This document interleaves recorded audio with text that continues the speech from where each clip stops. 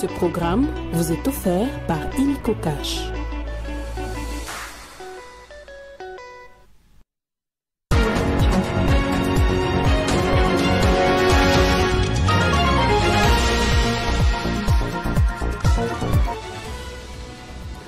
Situation sécuritaire dans la ville, dans la province du Sud Kivu. 10 000 Congolais se sont réfugiés au Burundi. Ces déplacés sont identifiés au centre d'accueil de Sibitoke et Gihamba. Les habitants de plusieurs quartiers de la ville de Kisangani connaissent une pénurie d'eau potable il y a 2 semaines, causée suite à l'entretien de la tuyauterie de la Régie des eaux. La population obligée de consommer les eaux des pluies est exposée à des maladies d'origine hydrique.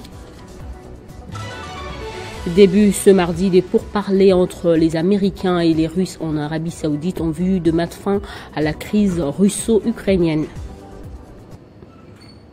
Merci d'avoir choisi Télé 50 pour vous informer. Situation sécuritaire au Sud Kivu. Environ 10 000 Congolais ont été accueillis au Burundi après avoir fui les affres de la guerre. L'annonce est du gouvernement burundais qui explique que ces Congolais entrent par la frontière officielle de Gatumba ou en traversant la rivière Ruzizi dans les provinces de Bubanza et Sibitoke pour être dirigés vers le centre d'accueil des Gihamba et Sibitoke pour une identification.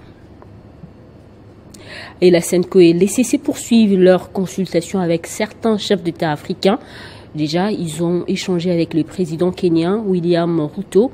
On va revenir sur l'annonce qu'a fait Monseigneur de l'Ancien Cholet lors de son passage sur Top Congo FM à ce sujet. Par respect pour le chef de l'État, il devrait être le premier à recevoir nos conclusions et qui seront aussi rendues publiques par les autres parce que les uns les autres doivent aussi savoir ce que pensent les uns les autres en général. Alors, comme j'ai dit, on n'impose pas, on ne dicte pas, c'est à la lumière de tout ça que nous allons faire des propositions et on verra, on va évoluer. Je crois que la semaine prochaine, déjà, on pourrait être à mesure bon, ça dépendra aussi de la disponibilité du chef de l'État de nous recevoir. Bon, pas tous les étrangers, mais en fait, les personnes clés. Bon, vous le saurez au fur et à mesure. Vous verrez prochainement qui on va voir. Vous comprenez que ce sont ceux-là que nous considérons les personnes clés qui sont disponibles. Mais déjà, même sans eux, étant donné qu'il y a deux phases, la phase nationale et la phase sous-régionale, mais à ce stade, c'était quand même important d'écouter une personnalité comme le président Paul Kagame, tout comme ce qu'on va voir prochainement là. Et voilà, donc c'est question de quelques jours. Mais le FCC, nous l'avons déjà rencontré. Joseph Kabila. Nous l'avons déjà rencontré au début avant de lancer l'idée, tout comme les autres aussi, avant de les rencontrer formellement, on les avait rencontrés. Pour déjà tester le terrain, la recevabilité du projet. On ne voulait pas du coup se lancer à quelque chose qui... voilà. Mais le FCC, c'est lui qui a recommandé les personnes à rencontrer. Donc là, il n'y a pas de souci. J'ai dit que tout le monde a trouvé que c'était recevable. Tout le monde a réagi. Maintenant, nous attendons formellement aussi la réaction de FCC. Donc, nous en sommes là. Nous voulons mettre personne à côté. La difficulté, vous pouvez bien l'apercevoir. La société civile, l'opposition, la majorité est tellement plurielle. Du côté de la majorité, on a vu le président de la République, on a vu le président de l'Assemblée nationale, on a vu le président du Sénat. Donc nous pensons que c'est déjà la majorité qui est à ce stade consultée. À Tchopo, dans la ville de Kisangani, perturbation de la desserte en eau potable depuis 2 semaines. La population ne sait à quel sens se vouer.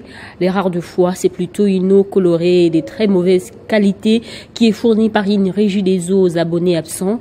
Contactés sur place, certains témoins évoquent plutôt l'entretien de la tuyauterie qui du reste est complètement obsolète.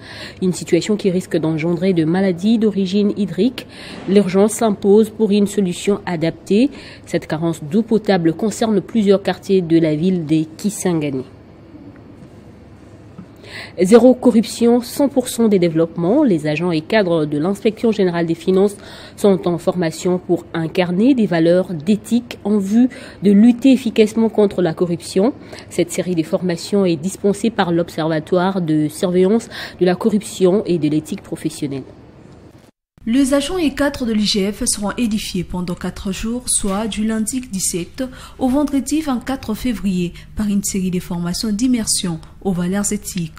Une formation dispensée par l'Observatoire de surveillance de la corruption et de l'éthique professionnelle OCEP en sigle. Pour la première journée, le directeur de l'OCEP, professeur Augustin Mwende Mbali, s'est penché sur la leçon inaugurale portant sur l'éthique déontologique et professionnalisme comme fondement de la bonne gouvernance. OCEP, une organe technique et consultative du gouvernement en matière d'éthique professionnelle, de la mobilisation de la vie publique et de la lutte contre les antivaleurs dans le milieu professionnel, va durant 4 jours ingurgiter aux agents de l'IGF ce que sera un fil conducteur de valeurs socio-professionnelles.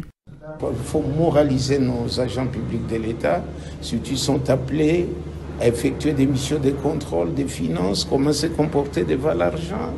L'argent aussi a une force terrible, diabolique. Et si vous ne savez pas garder bien les 2 pieds sur terre, il risque de vous emporter. Pour le numéro 1 de l'UGF, Jules Alingueté, le sens de cette formation est dû à l'augmentation considérable d'inspecteurs de finances et agents au sein de ces services, ce qui a conduit à la nécessité de la dite formation pour renforcer les compétences et la communication d'éthique professionnelle de ces agents. Donc nous avions recouru à l'Observatoire pour venir donner des formations aux inspecteurs de finances et aux agents administratifs en matière d'éthique. Nous aurons donc une semaine d'éthique à l'Inspection générale des finances où il y aura des communications de notre structure étatique. À l'issue de cette première journée de formation, les agents et cadres de l'IGF ont salué cette initiative de la haute direction. En international, les Américains et Russes sont en pourparlers ce mardi en Arabie Saoudite pour trouver des voies et moyens de mettre fin à la crise entre la Russie et l'Ukraine, mais Kiev a été exclu de ces négociations d'espoir.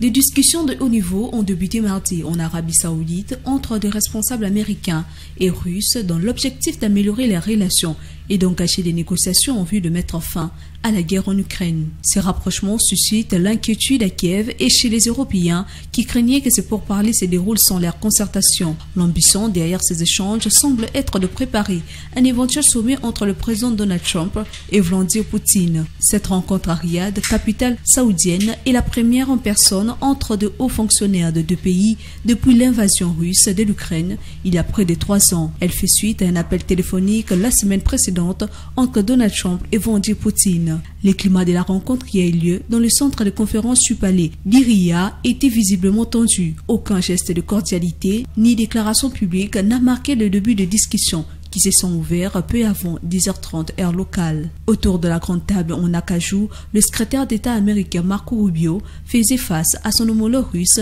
Sergei Lavrov. À leur côté se trouvaient les conseillers à la sécurité nationale du président américain et l'envoyé spécial pour le Moyen-Orient, tandis que le côté russe était représenté par Louri Ushakov, conseiller diplomatique de Poutine. Le ministre saoudien des Affaires étrangères, le prince Faisal Ben Farhan, ainsi que le conseiller à la sécurité nationale, Moussaïed Ben Mohamed Al-Aïban, assistaient au début de la réunion.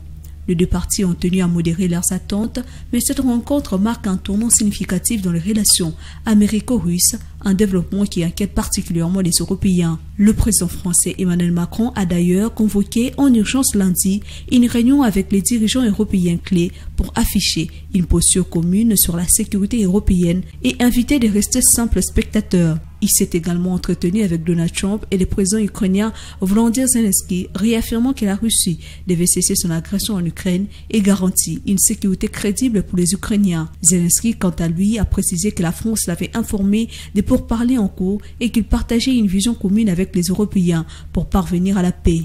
Il a également souligné que l'Ukraine ne reconnaît aucun accord conclu sans sa participation et s'est dit frustré de ne pas avoir été informé au préalable des discussions à Riyad. En bref et en image, un avion de la compagnie américaine Delta Airlines s'est écrasé hier lundi lors de son atterrissage à l'aéroport canadien de Toronto. Le bilan fait état de plusieurs blessés, dont un en état critique. Les autorités aéroportuaires de Toronto ont souligné plus tôt dans la journée avoir été confrontés à des vents violents et de températures glaciales. Ils avaient toutefois prévu un trafic dense. Une enquête a été diligentée par le Bureau de la sécurité des transports du Canada pour élucider les causes de l'accident. Cet organe sera aidé par la FAA, le régulateur américain de l'aviation, qui a également dépêché des inspecteurs sur place, selon le nouveau ministre américain des Transports. Et puis on va parler de la disparition du journaliste Apo Ipan, dont les obsèques ont eu lieu ce mardi à l'enceinte de l'hôpital du Cinquantenaire. Les derniers hommages lui sont rendus avant l'inhumation prévue à la nécropole 1. La cérémonie funéraire a eu lieu en présence du président provincial de l'UNPC Kinshasa, Jean-Marie Kassamba, ainsi que de l'inspecteur général chef de service de l'IGF, Jules Alingueté. Apo Ipan était chef de bureau à l'inspection générale des finances à la division presse et il a été également journaliste à la télévision nationale. Prenant la parole, Jean-Marie Kassamba a rendu hommage à Apo Ipan. On va écouter un extrait choisi par Damaris Kaembe. Rendre un hommage à un homme, Apo Ipan, qui était à la fois un intellectuel, un homme de lettres, un enseignant, mais surtout un très bon journaliste. Ici à Kinshasa, Apo Ipan a prouvé de quoi il était capable. D'abord avec notre culture, nos artistes et musiciens qui devaient être là aujourd'hui, pour la plupart. Mais aussi, il a servi l'État, notre État. Et à ce sujet, je voudrais remercier l'inspecteur Jules Alingueté pour cet honneur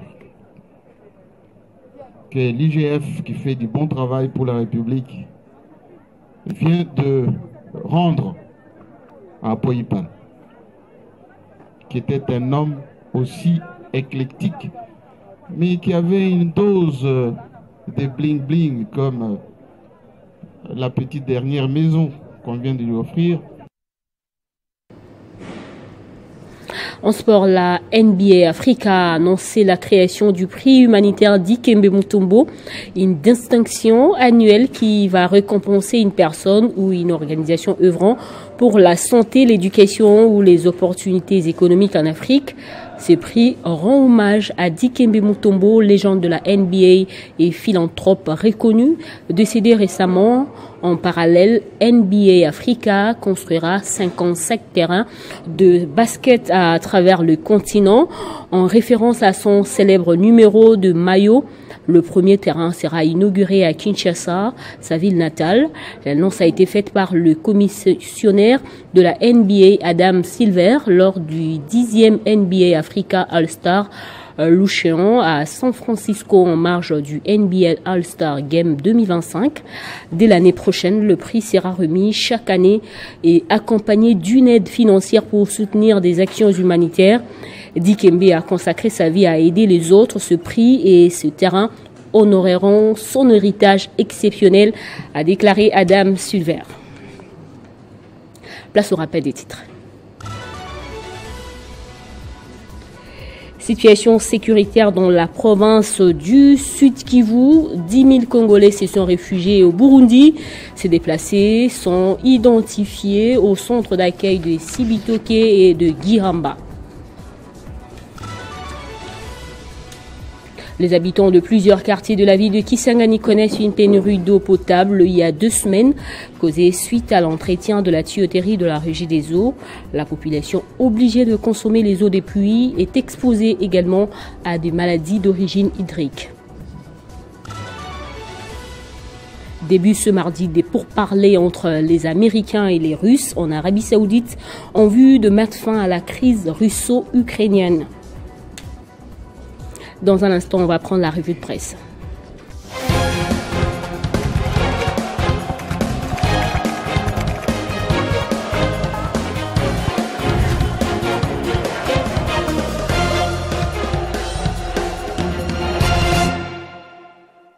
C'est avec Nathan Diamouité que nous allons fêter le journal paru ce mardi. Vous avez remplacé Héritier Tambo, bonjour. Et bonjour Bédrine, effectivement, je remplace Héritier Tambo. On ouvre la balle avec ces sujets. Guerre dans l'est de la RDC, la communauté internationale doute de l'avancée du M23 jusqu'à Kinshasa.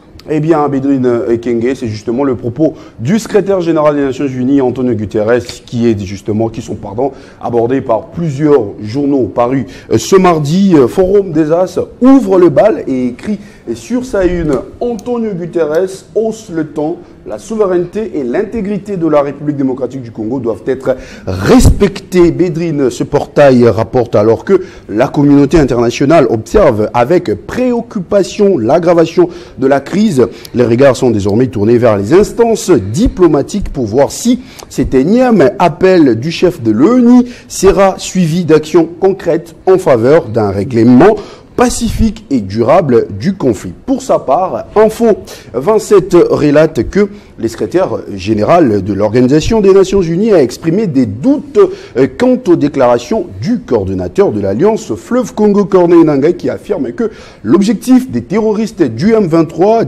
est d'atteindre Kinshasa et renverser le régime de Félix Tshisekedi. Dans une interview justement accordée à France 24, Guterres a qualifié ses propos de bluff typique de cette situation, ajoutant que cela serait inacceptable. Pour le média nouveaumédia.cd, qui note également le propos du secrétaire général de l'ONU sur sa une, révèle que après la prise de Goma dans le Nord Kivu, Corneille Nangaa, chef de file de la rébellion dans l'est de la République démocratique du Congo, a promis de poursuivre sa lutte jusqu'à Kinshasa, alors que le gouvernement, via son porte-parole, cité dans les colonnes intérieures du journal La Prospérité, lance un appel à la mobilisation totale contre l'agresseur. Il assure dans ces mêmes tabloïds, Bédrine, que tous les moyens sont mobilisés pour parvenir à récupérer les zones sous occupation étrangère et à rétablir très rapidement la paix, la sécurité et la stabilité, conclut ces tabloïds.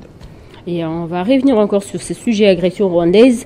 Les militants de l'UDPS résidant dans l'Est subissent des violences. Eh bien, Bédrine Kenge, cette information est relayée par plusieurs journaux. Nous commençons tout d'abord avec le média en ligne wise.cd qui écrit: crise dans l'Est de la RDC, le ras-le-bol de l'UDPS. Ces médias informent que face à l'agression de la République démocratique du Congo par le Rwanda, l'Union pour la démocratie et les progrès sociaux, UDPS, le parti présidentiel, constate avec amertume et dénonce des actes et des violences dont font face ces militants et cadres résidant dans l'Est du pays. Et c'est dans un communiqué justement parvenu à nos confrères du média Congo au point net presse hier, lundi 17 février, Augustin Kabouya, président AI de l'Union pour la démocratie et les progrès sociaux UDPS, a tiré la sonnette d'alarme et qui précise également que depuis que les rebelles du M23, soutenus par l'armée rwandaise, ont pris le contrôle de Goma, plusieurs violations de droits humains ont été rapportées, notamment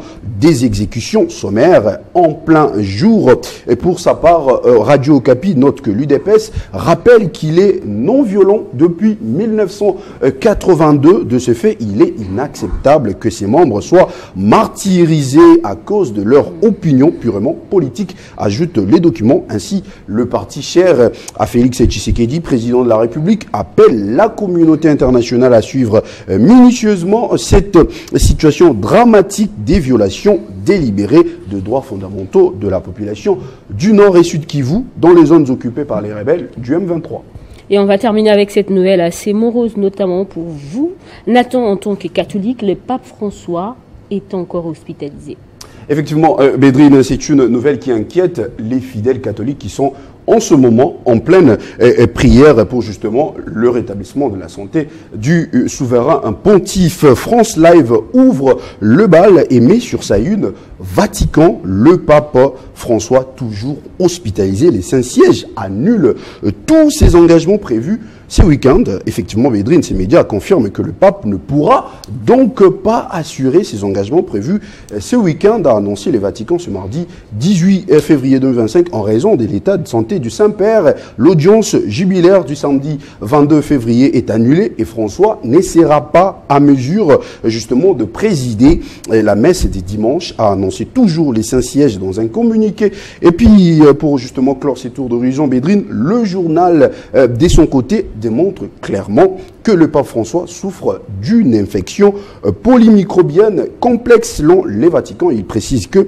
l'infection de voie respiratoire du pape François, âgé justement de 88 ans, est complexe et nécessitera une nouvelle hospitalisation. Le pape François qui a subi l'ablation d'une partie d'un poumon après une infection pulmonaire dans sa jeunesse a été admis à l'hôpital Gemelli de Rome dans un état passable vendredi après l'aggravation d'une bronchite qui durait depuis une semaine. Merci Nathan pour cette sélection. C'est moi que vous remercie, Bédrine. Et c'est par ici que prend fin ce journal. Merci à vous tous de l'avoir suivi.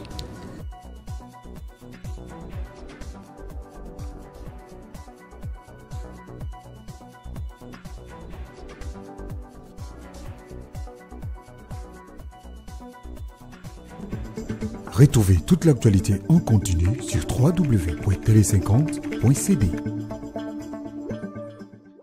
Ce programme vous a été offert par Illico Cash.